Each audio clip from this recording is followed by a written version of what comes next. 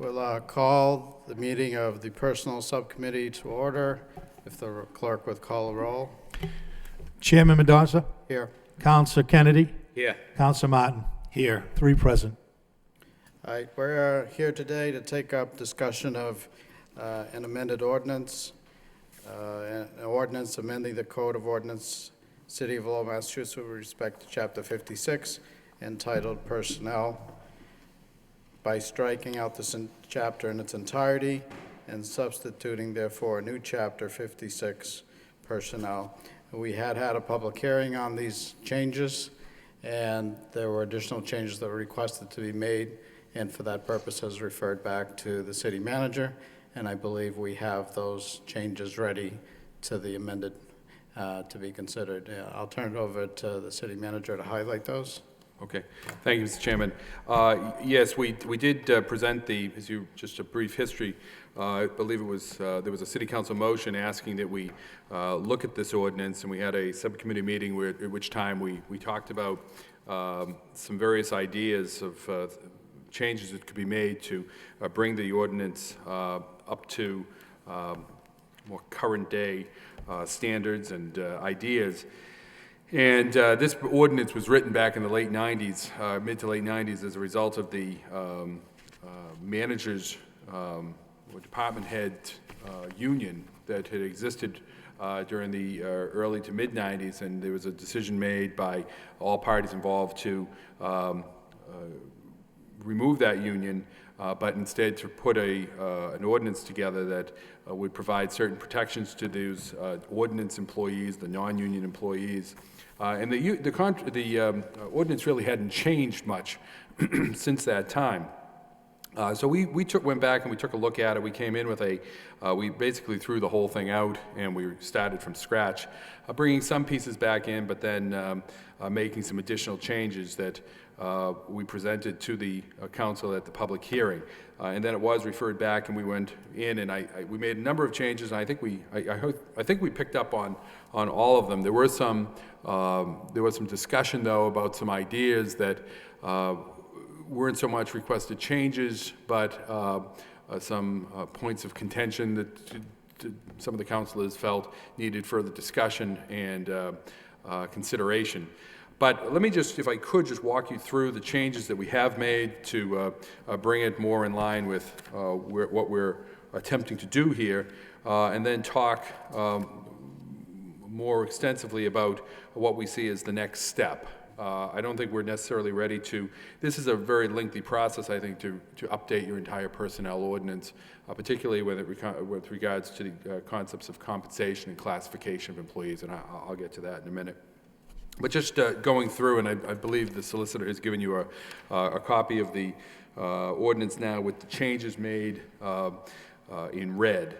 So just beginning on page 3, there were a couple of positions. The Parks and Recreation Commissioner had been erroneously listed under professional staff. That's been put under department heads where it's appropriately belongs.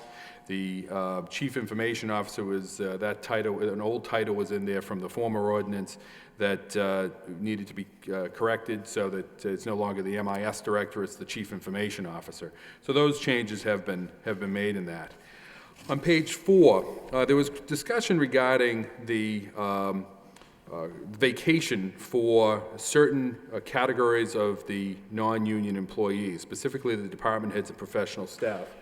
What we opted to do there is add language to clarify why department heads and professional staff would start actually with a little bit more vacation than rank and file employees. And we basically took from the Commonwealth of Massachusetts regulations regarding personnel, and I believe we also looked at the federal regulations as a model of what we were attempting to do there.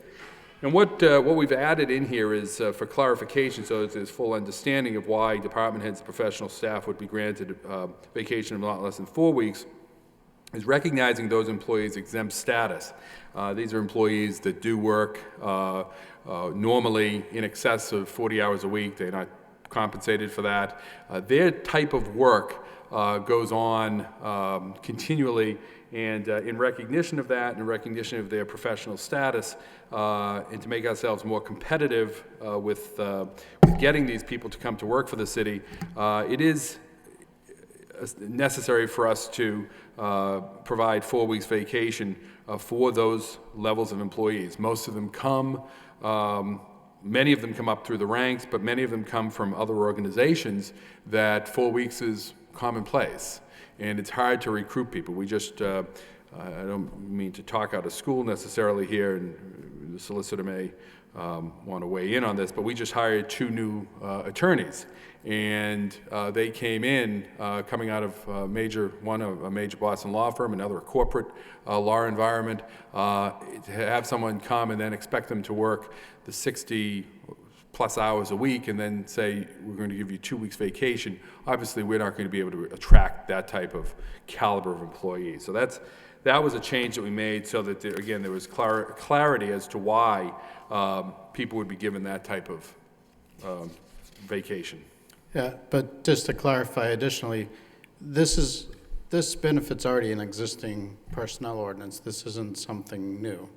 I mean, they're already entitled in the current ordinance to receive the extra time, department heads. Right, correct. Okay, thank you. Moving on, a change that was made was in the area of Chris, the change in the parental leave. Did we make any modifications to that? I know there was some discussion. There was discussion, okay. Under 5619, we did make a modification there with regards to the paying class study. We had language that had basically said that every 10 years there should be a paying classification study. Well, it's already been it's been about 15 years since the ordinance was put in place, and I don't believe there was a paying classification study done at that time.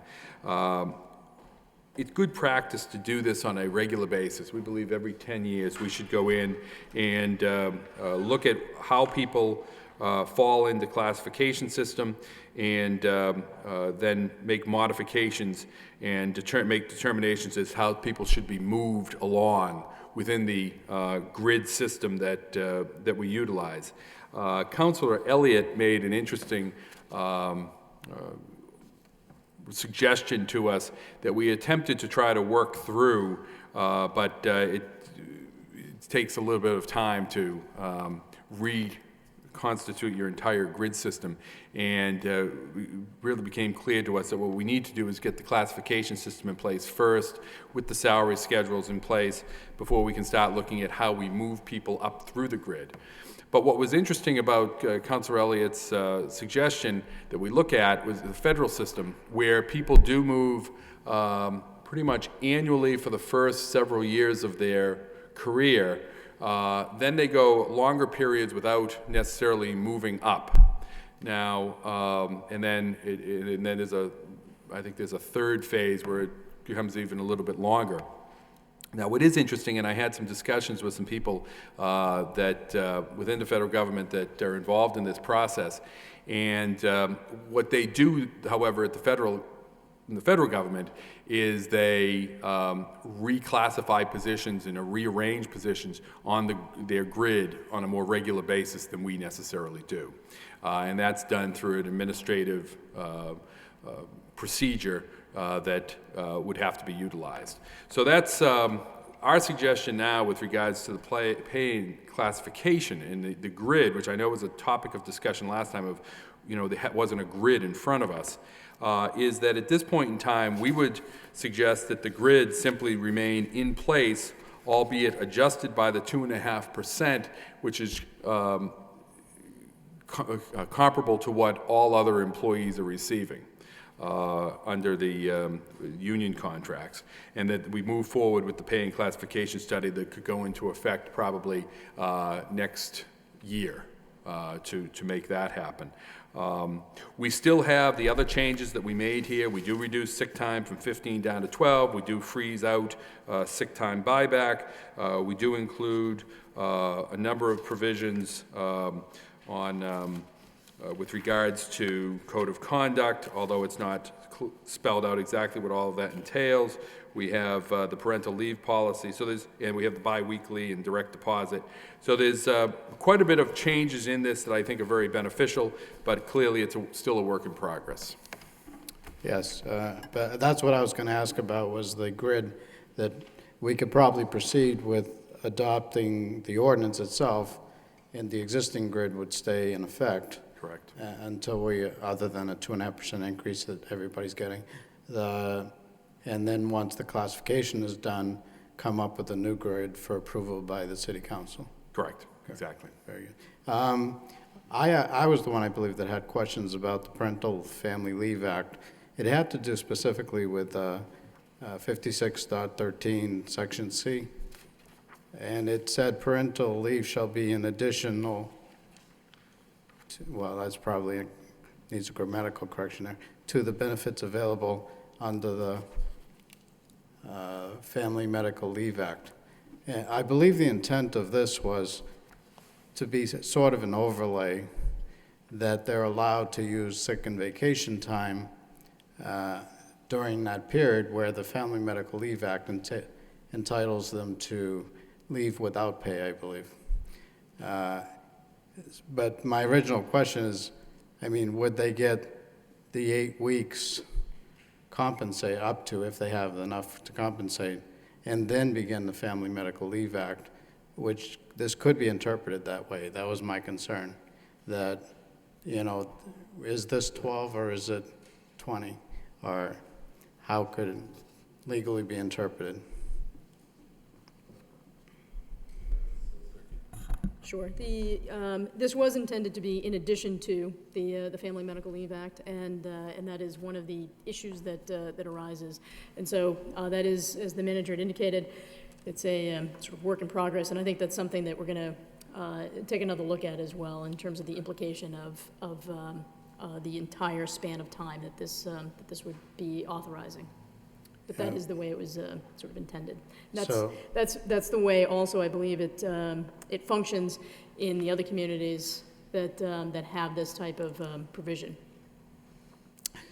All right. So under the existing language, they could take up to 8 weeks of sick and vacation time if they have it available. Right. And when that's done, they could begin the Family Medical Leave Act of up to 12 weeks. Right, because I don't believe that we would have the ability to, even by offering some additional benefits, to cut in to the Family Medical Leave Act and in any way limit it.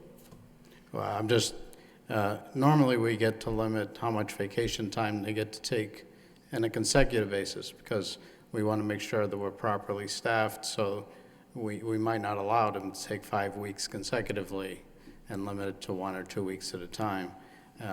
But when they're going on maternity leave, that's not necessarily an option. But that could leave staffing, staffing need in whatever department it is for an extended period of time. That's what I'm concerned about. Right. And I think we need to, as you can probably tell, we're kind of going back and forth on this one, even on this side of the table. And so we need to do a little bit more work on that and look at some other language on that as well. Okay, thank you. Does anyone else have? Sure. Councilor Martin. On the grid, this says July 1st, 2013. So does that have the 2.5% increase built in? It does. So then when would the next time, I guess if we adopted this ordinance, we're doing away with the annual cost of living adjustment or not? We're not doing away with, no, we would still have the annual cost of living adjustment. This would, the idea here would be that now that cost of living adjustment could be 0, or it could be some number greater than 0, and I guess arguably it could be less than 0. But the ordinance as drafted here intends that the grid would be brought to the city council for inclusion within the budget. The budget would be based on certain notions of what should happen with the grid, but the city council would have to approve that as part of the budget process, and that would include adjustments for cost of living. Beyond that, the ordinance also envisions a system whereby, and this is where we need to do more work, though, with the classification study, is that it would envision movement along the grid at either a step per year or a step every other year or some variation like that. Based on evaluation? Correct. So, but right now, we have this system where you get, you know, a 2.5% or whatever it is increase, right? The grid increases. Correct. And then you also have this other adjustment. The opportunity to go up another step. And one happens in July, one happens in January. Right. The performance evaluation happens in January. And that's still here. It's still within the ordinance at this time. And it would be our intention to get the classification study done in time to decide whether to actually allow those adjustments to take place in January. All right. So, I mean, one of the points of this, though, was there's some, you know, perceived, notion that that's a pretty generous package, right? Now, I understand that hasn't been funded every year, and a lot of years it doesn't get funded, but I thought we were going to try and change this so it conforms with reality. And is the reality going to be 2.5% every July, and then, you know, how is this going to adjust every year? At budget time? Correct. So sometimes at budget time, the last several years, for instance, it's been a 0. Right. This year, it's 2.5%, consistent, as I said, with the other employees of the city. But many of the years it has, in fact, been 0, but people have been allowed to go up a step in January. I believe there's also been years, though, that neither has taken place. Yeah, no, I'm well aware of that. So come this January, then, all the people in here will have a performance evaluation, Correct. and at that point, they're going to get some additional adjustment based on whether they move on the It grid? actually has not been budgeted for that. That would have to be a decision that we would reach in the December-January timeframe as to whether to fund that. But again, my intention would be that, and my hope would be that the classification study would be completed by then, and that we would make adjustments, not necessarily performance evaluation movement at that time. All right. So it's not budgeted for, but is it called for? It can only be called for if in fact is budgeted for. And the budget that you'll be receiving tonight does not include those step increases. Okay. All right, thank you. Councilor Kennedy? What are you asking that we do with this? Are you asking that we move forward with this evening, or are you suggesting that we just wait until? I would suggest at this point that we wait. We have one more meeting. That, you know, the budget moves forward with the grid proposed, but that the further changes, that the ordinance itself wait until later in June or the beginning of July. Okay. What Council Martin touched on was the dual increase, and one of those increases is built into is a step increase. The other one, although it's oftentimes Cost of living. cost of living, Right. although it's oftentimes 0, it's called for in the ordinance, is my recollection. And so even when we make it 0, we're not being in compliance with the ordinance. No, actually, I think the ordinance, I know that there's been some back and forth on that. I think the ordinance actually provides that that you do not, it's all subject to the decision of the manager and the city council approval. Do you have a copy of it? I think that, while that may have been what the practice, I think, and I'm just recalling this from when we were negotiating the auditor's contract. I think that the way that the ordinance reads, it's not clear on that. And I might be wrong, but that was my recollection from that, and that's going back to December. But I know that a lot of times it's been 0, but I don't think that's the way the ordinance is. So I think maybe, maybe the ordinance needs to be repaired or changed a little bit so that it's, Right, well, I think the language that is here in the ordinance that we're proposing actually does call for the grid to be adjusted each year within the budget by the manager with the approval of the city council. okay. And I think that would correct, if that is in fact the case. Yeah. And I will stand corrected if that is the, if that's the case. But my recollection of that ordinance is that, and we've been working more off of this than that lately, I believe it has similar language. Okay. But we'll double check that. And, Tom, do you want to correct me on the The budget does include steps for those who are eligible, that are not at the top step of their tier, but there, at this point, is no commitment to actually implement those. So if, for some reason, it's agreed that we'll implement that, they are funded. So the funding's in place, but the city hasn't committed on awarding those increases yet. Okay. So, I'm sorry. So we'll be meeting again we're not, Well, if we want to have the motion to not make a recommendation at this time and wait for the compensation study, is that, or what are just additional language changes? suggest additional language changes at a minimum, but, I would think that the language we actually have in here is that upon adoption, we would move forward with the classification study. Okay. It's a, I hate to use this phrase, it's a chicken and egg issue. So it's just for additional language changes that we've been talking about? Right. Correct. Okay. Councilor Martin? Okay, but the sort of, I guess, the reforms, if you will, that have been implemented in the latest series of union contracts, the biweekly payroll,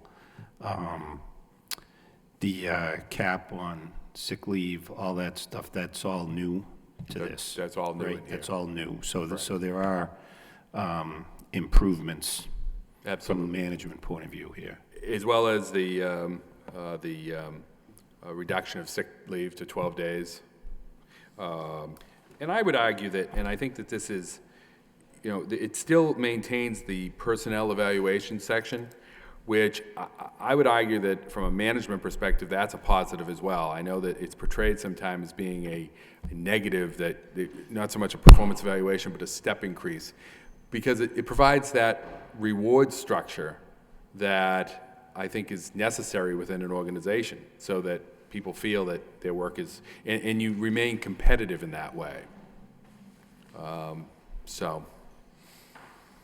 And so these changes are consistent with the latest round of Yes. union contract changes? Yes, they are. Okay, thank you. All right.